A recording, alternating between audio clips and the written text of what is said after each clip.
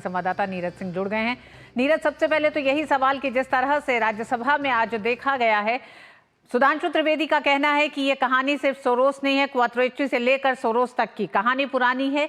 क्या सत्ता पक्ष का हमला इतना बड़ा था कि विपक्ष ने तमाम संसदीय परंपराओं मर्यादाओं को दरकिनार करते हुए सीधे अपना निशाना अब चेयर को बना दिया है?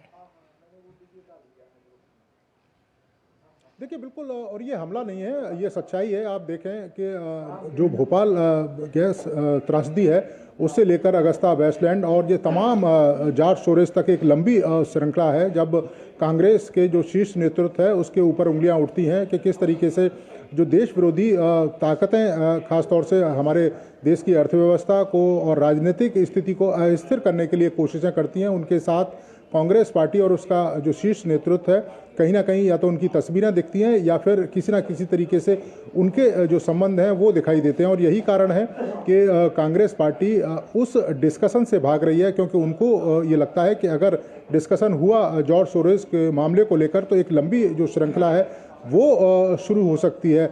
यही वजह से है कि वो लगातार जो हंगामा है वो सदन में कर रही है। और आज भी आप देखें कि जो महत्वपूर्ण विषय हैं उन पर चर्चा नहीं हो पाई। कई सारे जो बिल हैं जिनको पास किए जाने की ज़रूरत है वो बिल पास नहीं हो पाए, और हजारों कह सकते हैं कि करोड़ों की जो रुपए हैं वो आम लोगों के खर्च हो रहे हैं जब संसद का जो सत्र है वो चलता है और जब चर्चा नहीं हो पाती।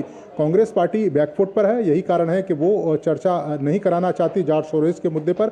और कई तरह के जो गंभीर आरोप हैं वो भारतीय जनता पार्टी की तरफ से कांग्रेस पार्टी के ऊपर लगाए गए हैं। यहाँ तक कि कांग्रेस का जो शीर्ष नेतृत्व है, चाहे सोनिया गांधी की बात करें, राहुल गांधी की बात करें, कहीं ना कहीं डायरेक्ट और इनडायरेक्ट जॉर्ज सोरोस से जुड़े हुए हैं। यही वजह है कि वो लगातार हंगामा कर रहे हैं और संसद जो सत्र है, खासतौर से राज्यसभा है, उसको चलने नहीं दे रहे हैं। और आज भी राज्यसभा की जो कार्रवाई है वो कल तक के लिए स्थगित करनी पड़ी। कई सारे जो सवाल हैं जिन पर जवाब दिए जाने की ज़रूरत है कांग्रेस पार्टी को। हमने तमाम नेताओं से भी बात की, उनका ये कहना है कि अगर इस तरह के संबंध निकलकर सामने आ रहे हैं तो कांग्रेस पार्टी को अपनी स्थिति स्पष्ट करनी चाहिए कि आखिर क्यों जॉर्ज सोरोस के मुद्दे से उनके शीर्ष नेतृत्व के संबंध है। निश्चित तौर पर यह गंभीर विषय है और देश को अस्थिर करने वाली ताकतों के साथ अगर किसी राजनीतिक दल के संबंध होते तो देश के लिए भी वो ठीक नहीं है, और इसी का जवाब भारतीय जनता पार्टी कांग्रेस पार्टी से चाह रही है। नीरज, लेकिन आज जिस तरह से देखा गया है, 60 सदस्यों ने हस्ताक्षर करके अविश्वास प्रस्ताव सभापति के नाम का नोटिस दिया है, इसे किस तरह से देखा जाना चाहिए? क्योंकि 72 साल में कभी ऐसा नहीं हुआ। चर्चा और सख्त, एक तरह से कह सकते हैं तल्ख टिप्पणियां, ये गतिरोध एक तरह से संसदीय परंपरा रही है, चर्चाओं की एक परंपरा रही है, लेकिन संसदीय मर्यादाओं में इसे माना गया है कि लोकसभा अध्यक्ष और सभापति के कभी पद को एक तरह से वो चुनौती नहीं दी जाती है, उनके निर्णयों पे सवाल नहीं खड़ा किया जाता है। ये भी संसदीय मर्यादाओं और परंपराओं का हिस्सा है। फिर आखिर कांग्रेस इस तरह के सवाल क्यों उठा रही है? और ये यहीं तक सीमित नहीं है। इससे पहले हमने देखा जब राष्ट्रपति द्रौपदी मुर्मू का चुनाव हुआ तब किस तरह की टिप्पणियां की गई थी। सभापति को लेकर इससे पहले कई टिप्पणियां की गई हैं। तो ये कांग्रेस का या विपक्षी दलों का ये कौन सी रणनीति है, या ये कौन सा पैतरा है, ये कौन सी नई परंपरा को जन्म दिया जा रहा है? देखिए, कांग्रेस पार्टी का राजनीतिक स्टंट हम इसे कह सकते हैं, और या कह सकते हैं कि राजनीतिक जो स्वार्थ है वो दिखाई दे रहा है इस अविश्वास प्रस्ताव को जब नोटिस दिया है। आप देखें कि कोई भी अविश्वास प्रस्ताव सभापति के खिलाफ अगर देना होता है तो 14 दिन पहले उसका नोटिस देना होता है। आप देखें टेक्निकली कि अभी जो संसद का सत्र है उसको 14 दिन नहीं बचे हैं, वो 8-10 दिन के अंदर वो सत्र खत्म हो जाएगा। तो टेक्निकली ये गलत है। दूसरा, आप देखें कि हमारा संविधान की जो धारा है 67B, ये कहती है कि आप सभापति के खिलाफ अगर अविश्वास प्रस्ताव पेश करते हैं तो उसकी कई सारी टेक्निकलिटीज होती हैं। एक तो या तो संविधान के तहत जो कार्रवाई है वो सभापति ना करने हो, तो ये गलत है क्योंकि सभापति अपनी तमाम कार्रवाइयों को संविधान के तहत ही कर रहे हैं। दूसरा, सभापति के ऊपर कोई गंभीर आरोप लगे हों तो सभापति के ऊपर गंभीर आरोप भी नहीं लगे हैं। और तीसरा होता है कि सभापति अगर सदन की जो विश्वसनीयता है उसको खो दें, तो सभापति ने सदन की विश्वसनीयता है उसको भी नहीं खोया। तो हम कह सकते हैं कि राजनीतिक स्टंट है, और कांग्रेस पार्टी जिस तरीके से सभापति के खिलाफ अविश्वास प्रस्ताव को लेकर लेकर आ रही है, या ये कहें कि उसका जो नोटिस दिया है वो कहीं ना कहीं अपने राजनीतिक महत्वाकांक्षा को पूरा करना है।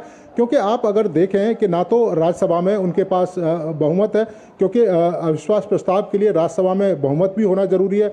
आप साधारण बहुमत से उस अविश्वास प्रस्ताव को पास करेंगे, उसके बाद आप लोकसभा में भेजेंगे तो लोकसभा में भी आपके पास बहुमत नहीं है। तो कोरी कह सकते हैं कि राजनीतिक स्टंट है, और कांग्रेस पार्टी अपने तमाम मुद्दों को, जैसे कि जॉर्ज सोरोस का जो मुद्दा आया है और शीर्ष नेतृत्व के साथ उनके जो संबंध हैं वो सामने आए, फ्रांस के में जिस तरह से पेपर में खबर निकल कर आई है, तमाम तथ्य भारतीय जनता पार्टी ने रखे। तो कांग्रेस पार्टी चाहती है कि इन मुद्दों पर चर्चा ना हो। यही कारण है कि इस अविश्वास प्रस्ताव का जो नोटिस है वो कांग्रेस पार्टी और सहयोगी दलों ने दिया है, ताकि वो दूसरे मुद्दे, महत्वपूर्ण मुद्दे हैं, उनसे भाग सके और उन पर जवाब ना दे सके। तो हम कह सकते हैं कि कांग्रेस पार्टी का ये राजनीतिक स्टंट है, क्योंकि ये ना तो पूरा हो सकता और ना ही संविधान के तहत ठीक है। नीरज, एक तरह से सरकार ने या संसदीय कार्य मंत्री किरण रिजिजू ने अपने जवाब में बहुत साफ कहा है कि किस तरह से एक किसान का बेटा इस पद पे पहुंचा है। संवैधानिक पदों पर मौजूद व्यक्ति सिर्फ एक तरह से देश का तो प्रतिनिधित्व करते हैं, लेकिन उन समुदायों, उन एक तरह से उन जातियों का भी प्रतिनिधित्व करते हैं। ऐसे में क्या सरकार ने एक बड़ा प्रहार कांग्रेस की पूरी उस सोच पे किया है आज सदन में, किरण रिजिजू ने जो कहा है उसके साथ? देखिए बिल्कुल, और ये प्रहार नहीं है, ये सच्चाई है। ऋतु, आप देखें कि जो उपराष्ट्रपति हैं वो किसान परिवार से आते हैं, और आप देखें कि जब भी राज्यसभा चलती है, चाहे सत्ता पक्ष हो और विपक्ष हो, तमाम जो लोग हैं उनको बात करने का जो मौका है वो देते हैं। और संवैधानिक संस्थाओं पर उंगली उठाना कोई नई बात नहीं है। आप देखें, आपको याद होगा कि जब राहुल गांधी से ईडी ने पूछताछ की थी तो पूरे कांग्रेस पार्टी ने देश भर में विरोध प्रदर्शन किए थे। कांग्रेस मुख्यालय से लेकर ईडी के मुख्यालय तक जो मार्च है वो निकाला गया था। किस तरीके से ईडी दफ्तर के सामने धरना प्रदर्शन कांग्रेस पार्टी के लोगों ने दिया था।